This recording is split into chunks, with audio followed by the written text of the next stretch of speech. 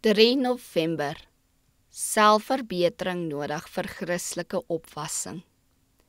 Gods tempel moet voortdurend versorg word. Want julle is die tempel van die lewende God, soos God gespreek het. Ek sal in hulle woon en onder hulle wandel, en ek sal hulle God wees, en hulle sal vir my 'n volk wees. 2 Korintiërs 6 vers 16.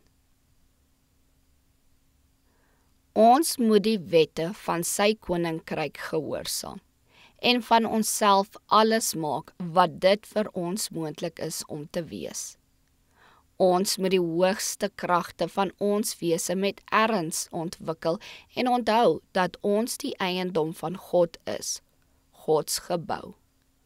Dit word van ons vereis om ons elke dag te verbeter. Selfs in hierdie wêreld, met sy sonde en droefheid, kan ons deur ernstige, volhardende inspanning die hoogste geestelike pyl bereik. Ons moet God behaag. Ons kan dit doen, want Henog het God behaag, hoewel hy in 'n afvallige eeu geleef het. En daar is in ons dag Henogs. Die mensehuis, Gods gebou, sy tempel, moet 'n versigtige, wakker, waaksame beskermer hê. Soos Dawid kan ons uitroep, ek is so vreeslik wonderbaar.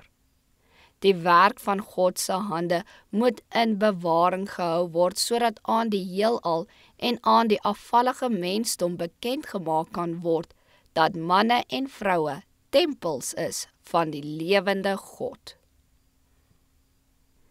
Die volmaaktheid wat God in ons karakters vereis, is dat die hele wese as tempel vir die inwoning van die Heilige Gees ingerig moet wees. Die Here eis dat die hele menslike masjien hom moet dien.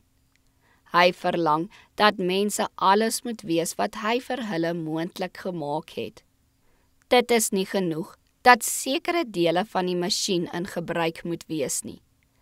Elke deel moet werk, anders sal die diens ontoereikend wees.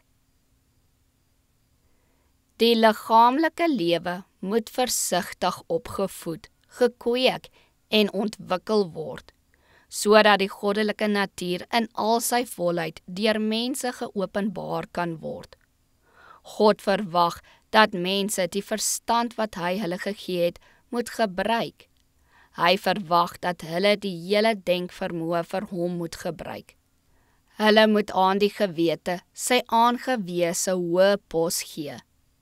Die verstandelike en liggaamlike kragte moet saam met die liefde gekweek word om sy hoogste doeltreffendheid te bereik.